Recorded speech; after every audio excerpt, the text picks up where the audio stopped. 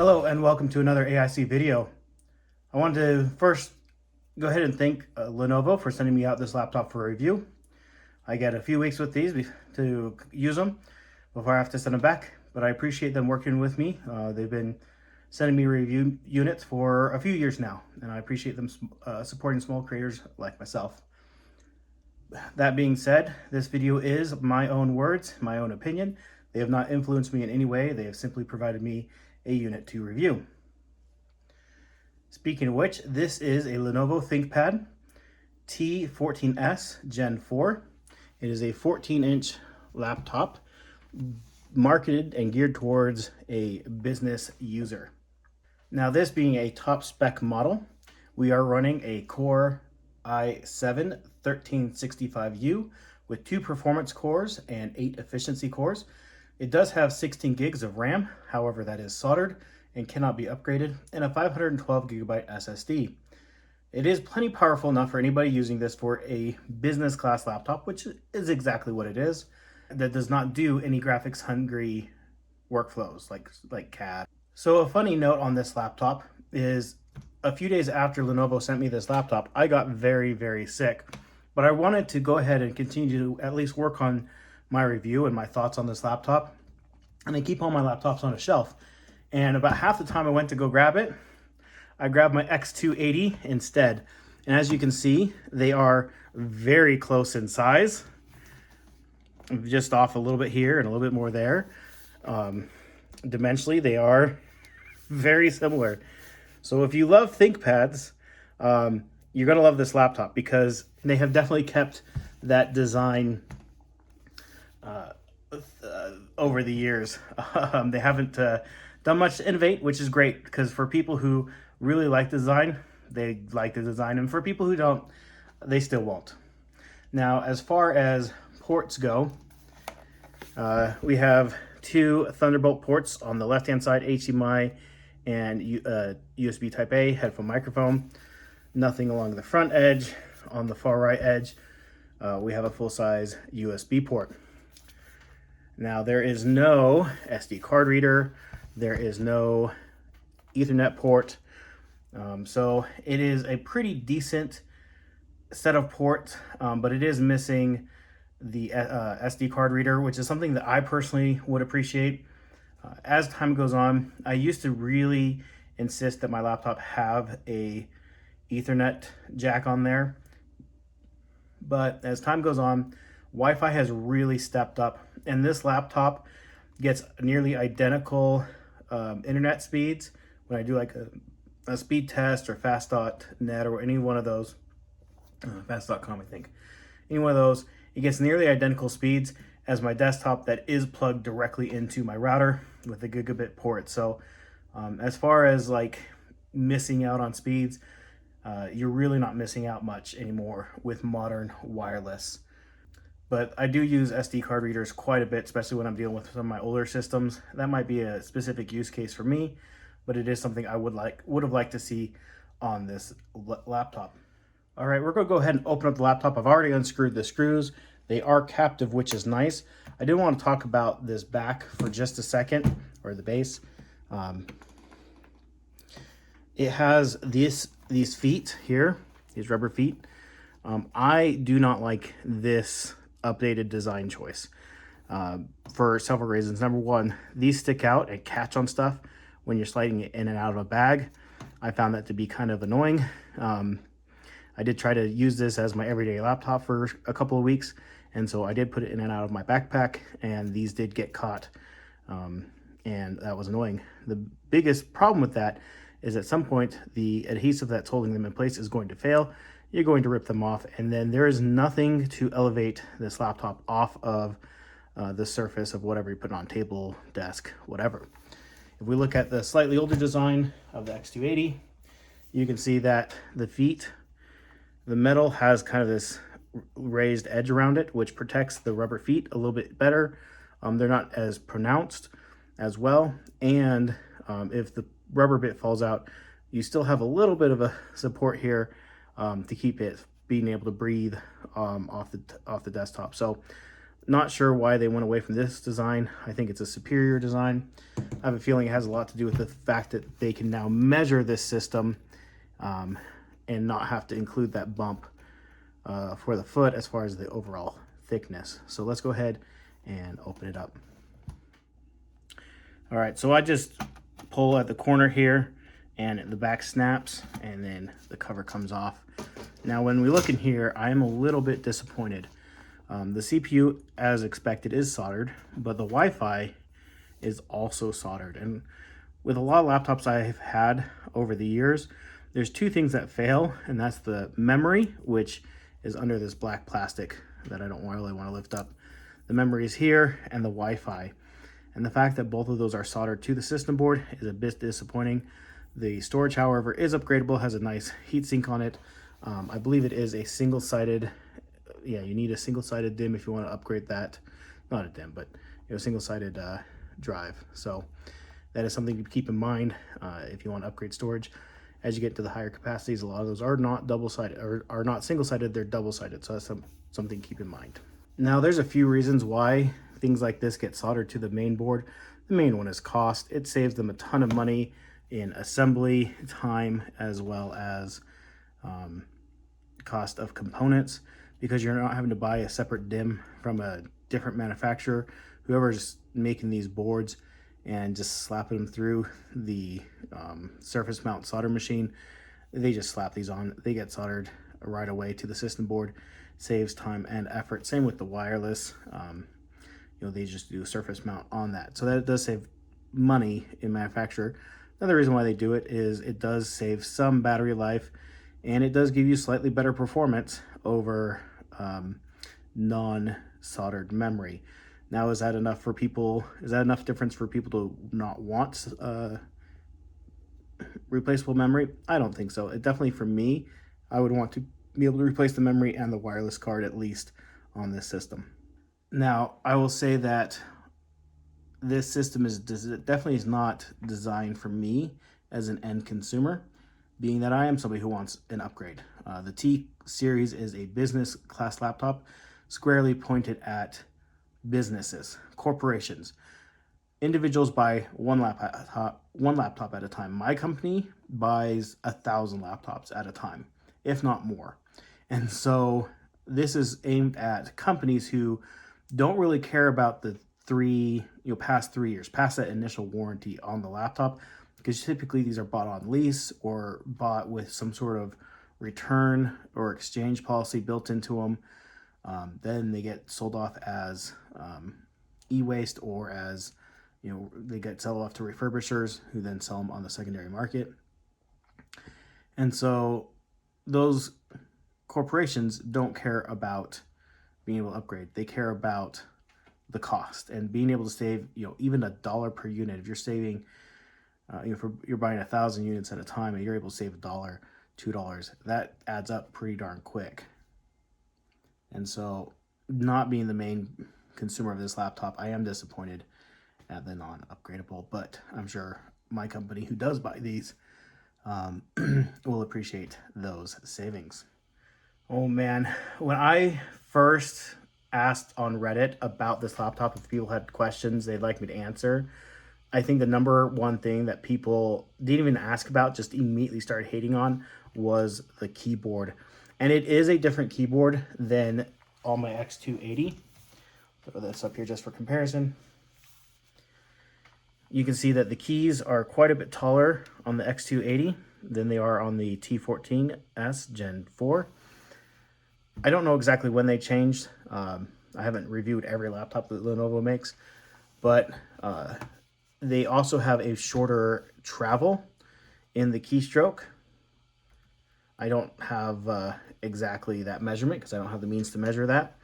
But I will say that at first, I was not thrilled with that. I will admit that when I first touched it, I'm like, oh man, that is not going to be as good of experience as I've come to expect for Lenovo's. However, after a while, and it did take me a little bit, a few days to get used to it, I'm perfectly happy with this keyboard. Honestly, it's great. And I've owned a lot of ThinkPads. I've owned a ridiculous number of ThinkPads. everything from my X31 through my 25th anniversary. I've had a P43s. I've just had a ton of laptops. Just a ton of laptops. And this, I think, as far as keyboards go, I think its quality goes right in line with what you would expect from a ThinkPad. And honestly, it's a great typing experience.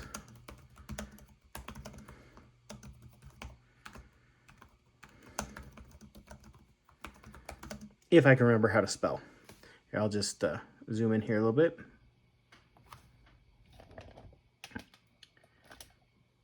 All right, so the key travel is slightly shorter. However, they did add, I feel like, just a little bit of resistance to the keyboard. Not enough to like fatigue your fingers, but enough to make it feel more natural in its push. I've had some keyboards that the keys were too light and with very little travel, and that was almost too fatiguing on your fingers because it was almost, I won't say it was too easy, but your fingers just felt weird, just felt wrong. And this feels pretty good.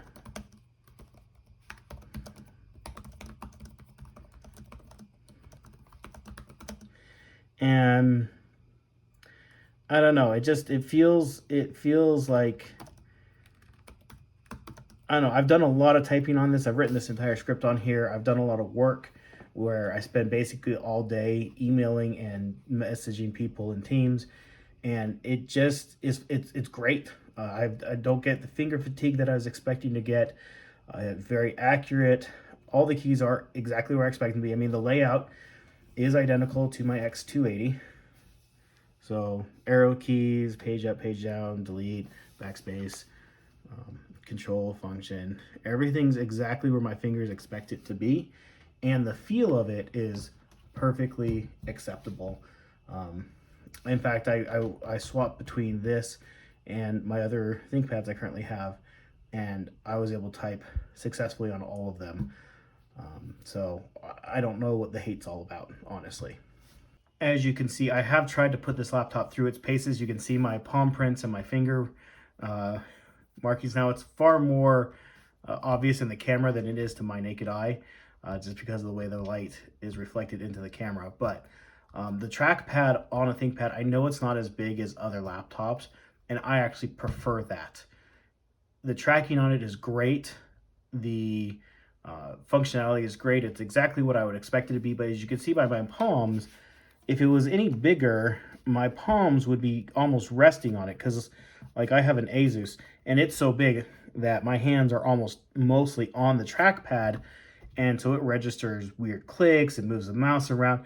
This is great because I could spend all day typing and never have an issue with my palms registering anything on the trackpad.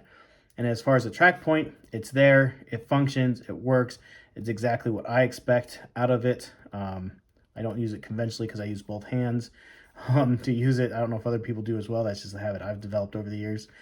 But it's great, especially if you're doing a lot of typing, which I do for my job. I spend a lot of my day typing away, and I love having a track point. I even have a USB ThinkPad keyboard that I use a lot for work when I'm doing a lot of typing, because of just how natural and good it feels with the built-in track point on that. So a great keyboard, great trackpad, track point there. I feel like the track point could be better if more websites design themselves around it. I feel as technology goes on, more and more things are designed around the multiple inputs of a trackpad that you just can't do with a track point, like pinch to zoom, things like that. Can't really do that with a track point, but it is there, and I do appreciate it for those long days of typing. One thing that makes this keyboard so great is the chassis. It's a very stiff chassis, very little flex to the machine. I'm moving the table almost more than I'm moving the keyboard. It's very solid feeling. The base is magnesium. I'm sure there's magnesium in other parts as well. But it just is a very solid feeling system that feels like it could take a bit of abuse over many years of use, being lugged around in backpacks, things like that. Other than, like I mentioned, the feet on the bottom, the rest of the machine feels very good and very solid. I am not thrilled that they've kept this texture around that gets so easily marked by just basic use. It is their signature coating look to the laptop. I'm just, I guess I'm just an extra greasy dude. I don't know. I shower every day, but I definitely leave my mark, as you can say on the machines. Now, next on the list is the screen. I love this screen. I really like that they've been able to keep the laptop the size that it is, but with increased technology, it's been able to shrink the bezels and give us a 16:10 aspect ratio. A little bit taller, better for productivity, but while still working great with multimedia stuff. The one thing I've noticed on this screen, and I'm sure I could go in and change the colors, and I don't know if just my other machines are just older and have worse screens, and this is a better screen.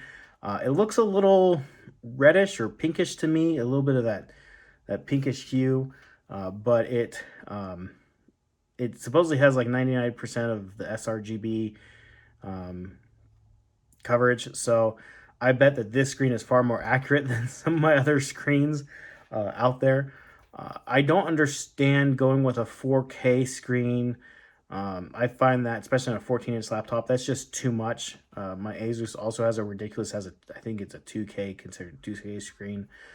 It's just too much. The pixel density is too high. I don't feel any benefit for it, but it affects battery life. It affects overall performance of the machine to have that high resolution. And so I'm perfectly happy with this, and it looks great in my opinion. As far as temps go, this laptop barely gets warm. The fan barely turns on.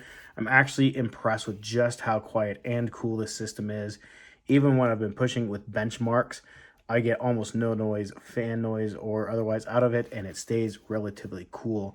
When I was running benchmarks on it, I think it got up to like 67 degrees, maybe 74 degrees, where most laptops I use will spike up into the 90s. And this running benchmarks 74 degrees on the CPU using hardware monitor. Very cool, and that meant the fan barely spun, very quiet. The only time it ever got even audible is when I was trying to run some games on here, and we can talk about games here in a minute. But right now, it's cool to the touch. Now, my office is a little bit cool right now. I think we're in the mid 60s in my office. But the laptop is actually cool to the touch, even though it's been on and using. I'm obviously not running anything stressful in the background, but even still, every time I have to keep shutting it because every time I open my X280, I've even replaced the thermal paste on it, but the fan starts going. It's a bit on the loud side, and this is nearly silent.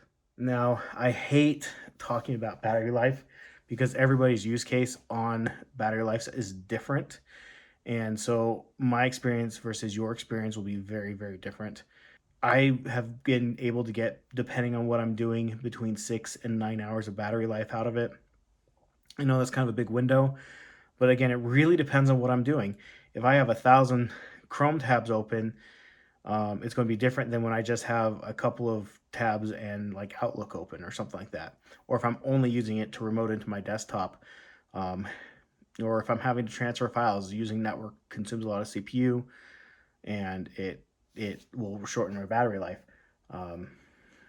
So that's what my experience has been between that 6 and 8 hours. But I leave my screen brightness all the way up. I almost never put on battery saver unless it drops below 20%, simply because I'm getting older. I'm getting a bit blinder, and I like a nice bright screen because then I can actually see what I'm working on.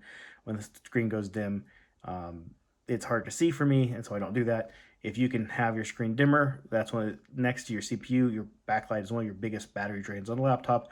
That will save you a ton of battery being able to reduce that brightness. I wish I could have you demonstrate the speakers to you, but every time I have even copyright-free music in these videos, I get copyright strike. But the speakers on this, they're actually here, upward facing, versus on an older system, or here, downward facing. The audio quality is significantly improved over previous ThinkPads I've had. A lot louder, a lot clearer. There's still no bass, which is to be expected, but they are just better overall in their quality. Where with my other ThinkPads, I tend to go running for my headphones when I want to actually listen to something. I can have a conference call on here just fine, be able to hear everybody clearly, understand what they're saying. I work in IT, so there's a lot of people with accents. Um, and so with this, I'm not struggling to understand what people are saying. And I think it's really great that they have been able to improve the speakers on these. All right, so I went ahead and loaded up a game. I have a FPS counter up there on the left-hand side of the screen. This is GTA 5. We're running it on settings. Come on.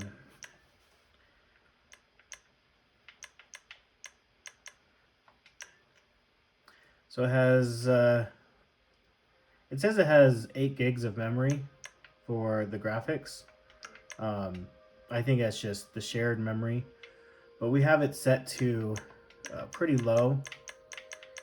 Everything's basically turned off on here for the graphics. We probably turn a few things up, but I think it plays better just putting everything on low.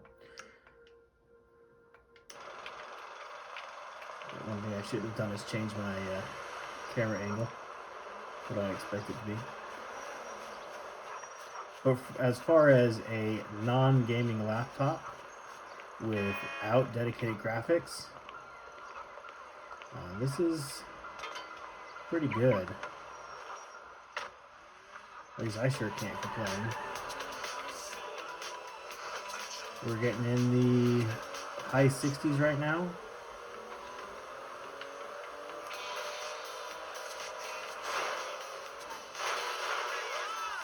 Alright, let's go ahead and load up a different game. One that's a little more recent and definitely more popular. I don't know if I'd say it's more popular than Grand Theft Auto, but alright. Alright, so loaded up Pal World. Again, I have everything kind of on the lowest setting, just to for the experience of it, and definitely not as good of an experience as Grand Theft Auto 5. A lot more jittery, a lot more lower frame rates. We're dipping down single digits there for a second, but sticking kind of around the 20s. I will say though, despite kind of being pushed, the laptop itself is very quiet still. Go ahead and mute the sound. The fan is barely audible. The air coming out of it is slightly warm to the touch. It's not hot. I don't feel any, maybe a little bit of warm right here on the laptop, mostly from the air, just exhausting right there, because it's mostly along the edge. Over on this side, the rest of the laptop is nearly just cool to the touch with just the tiniest amount of warmth up here. So you're going to have a very comfortable extended use on this if you're doing anything.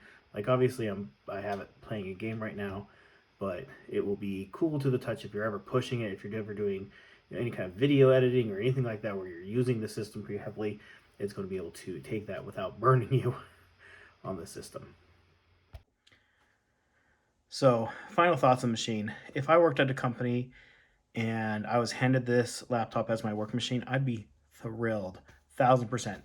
It is so much better than my current work machine. I currently have a Dell that I hate to the point where I use other computers to remote into it because I just hate using it that much. And it doesn't even have bad specifications, but between the keyboard and the track point, it's just not a very nice machine to use when I'm having to use it for multiple hours a day.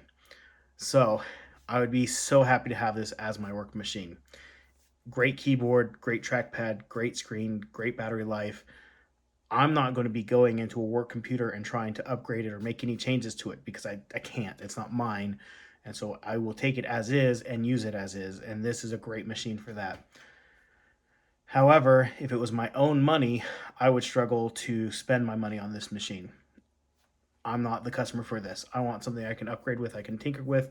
It's missing a couple of ports that I would prefer to have on a machine, even though it does give us a fairly strong complement of ports.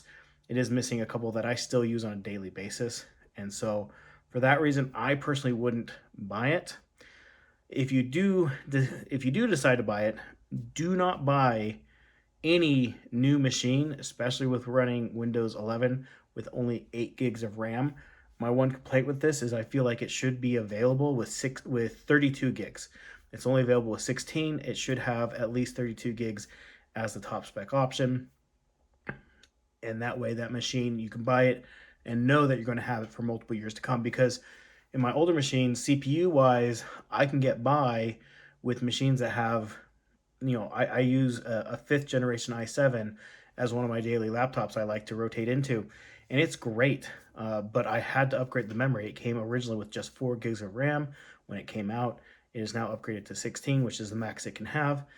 And that to me is a bare minimum if trying to use a modern laptop in today's day and age. CPU is not the problem. It's been memory. It's always memory. And so I would not buy this laptop unless you're getting it with 16 gigs of RAM, if it's your own money, and then expect to use it for 3 to 5 years and then pass it on to somebody who needs a cheap computer. Anyways, that's my thoughts. If you have any comments or questions, leave those down in the comment section down below. I'll do my best to answer those. I do have support links in the comment section. Please support my channel. This is just a side project I do, and everything I review except for these units I get from Lenovo, I do buy for myself. I buy all my own camera equipment, stuff like that from my channel, so any help is appreciated. Thank you for watching. Hope you have an amazing day.